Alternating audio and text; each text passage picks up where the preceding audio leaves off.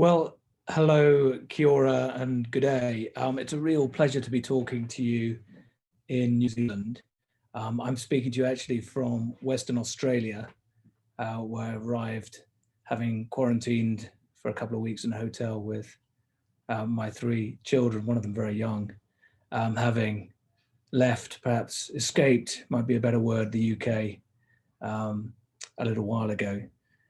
Now, Joel has very kindly invited me to give a brief chat today about a selected public law highlight from the UK in 2020. Now, in a way, after a long period in the UK characterized by, I don't know, small to medium-sized legal constitutional developments, the last 5 years or so have been marked by a succession of big events so big, in fact, as to pretty much engulf all other matters and concerns. So around 2015, we had the Scottish independence referendum. Obviously, 2016 to 2019 was all about Brexit. And 2020, and it must be said, so far 2021 has been all about coronavirus. Now, whereas Brexit was all about high drama, veritable constitutional storm and drang, in fact, bookended perhaps by the two Miller cases before the UK Supreme Court, but also featuring parliamentary shenanigans of a most novel and interesting kind. The COVID era, by contrast, seems more like stasis, presenting itself more or less like a kind of legal wasteland, quiet and cold. In fact, it's the closest I've experienced to a black hole, juridically speaking. No interesting cases, not really anything by way of significant academic contestation, not even all that much political controversy, the occasional muddled musings and fumings of ex-Supreme Court Justice Lord Sumption, a vocal lockdown skeptic aside. So what within this wilderness, juridically speaking, presented by COVID, is there to pick out, to talk about today? Well, what about this? It's in one sense as lowly, boring, dare I say it, provincial as it comes. A statutory instrument from Wales, made by the Welsh government officials and approved, or rather not disapproved, by Senedd Cymru, the Welsh Parliament. Here it is. I should be better at this, given all the online teaching that we've done, but still. Here it is, fumble. To give it its full title, the Health Protection Coronavirus Restrictions Number 5, Wales Regulations of 2020. But you've got to feel a bit sorry for a provision that's not got not just one or even two, but three pairs of brackets. It may be number 5, but it's certainly no Chanel or even Mambo for that matter. But I'm going to suggest that if there's any representative snapshot of the annus horribilis that's just passed, it's this. And we can double down, if anything, on its prosaic nature. For when it comes to writing and thinking about the UK's devolved government arrangements, still relatively new, having been set up in 1998, it's most often Scotland, or for very different reasons, of course, Northern Ireland that people gravitate to. I want to spotlight Wales, not just because that's where I'm from originally, but because, in this instance at least, focusing on the most ordinary case tells us more about what's going on more generally. Take that, Carl Schmidt. So what have we got? The content is, as you might expect, various provisions dealing with, for instance, alert levels and corresponding restrictions, currently at level 4 lockdown level in Wales, as the rest of the UK. There's requirements for isolation in certain circumstances, requirements for face coverings in various public places, powers to use and disclose information, provision of education when schools are closed, powers of removal and dispersal of assembled groups of people, plus a whole bunch of new offences, including escalator structures of fines, where you get fined increasing amounts for repeated offences, repeated violation of regulation restrictions, and also travel restrictions. Now, it's this last provision, I think, that gives most of a clue as to where I want to go. But first of all, let's note the following.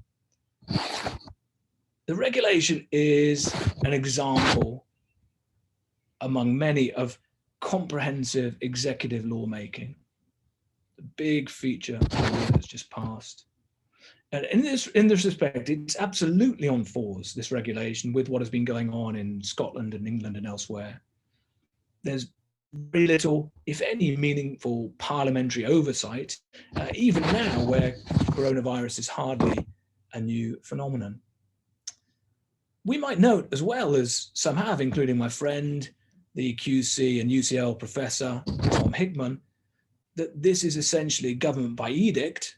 And what's worse, perhaps, is that the government tends to play pretty fast and loose with what the law actually says and what it tells people that it obliges them to do.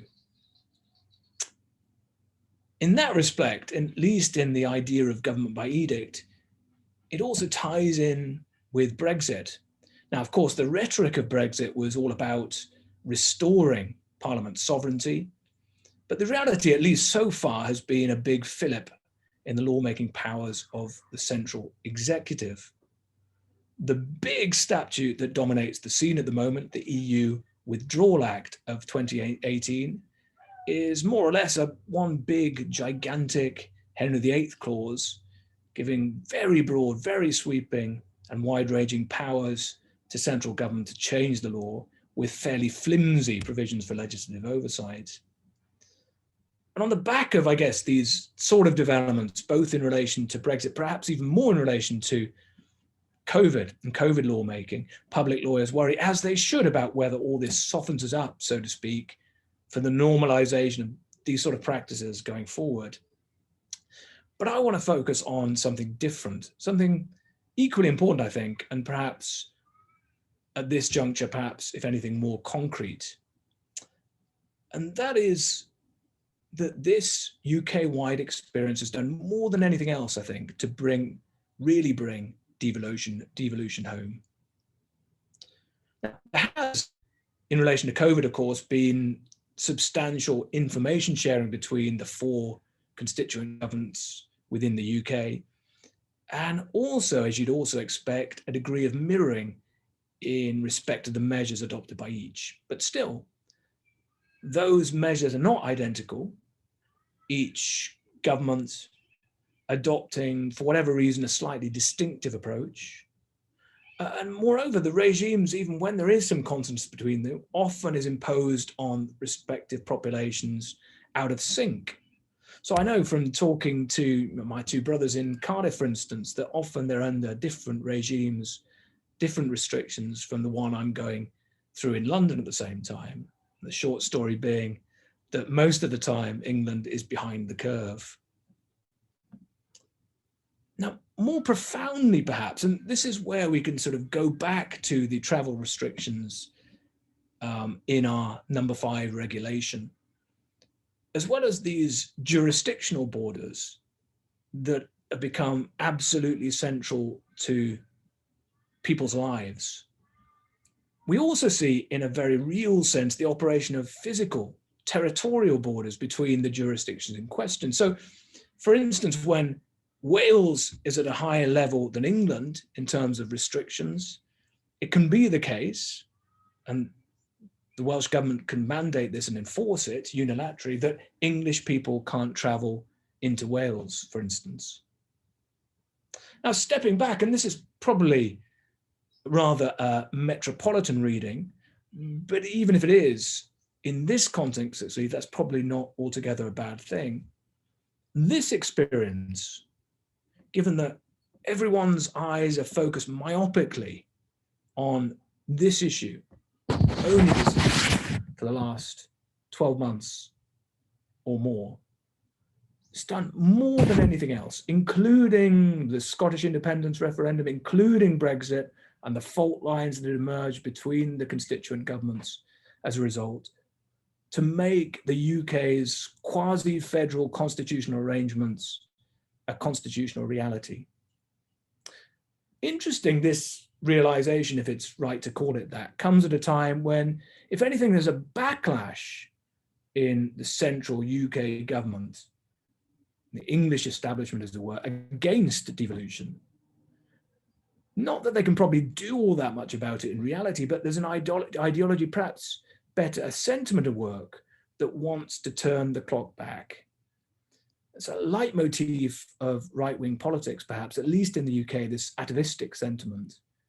And in the devolution context, it translates as a push towards a return back towards the unitary state, beloved of Dicey and many other English commentators. Now, that ship has well and truly sailed. And as much as anything else, as much as the sort of grandstanding in relation to Scottish nationalism and pushes towards independence and so on, it's the little things, things like our regulation number 5 that shows that this is a concrete reality, the way things are and the way things are going to be for quite some time. Now, Joel hasn't given me much time. I'm out of it already.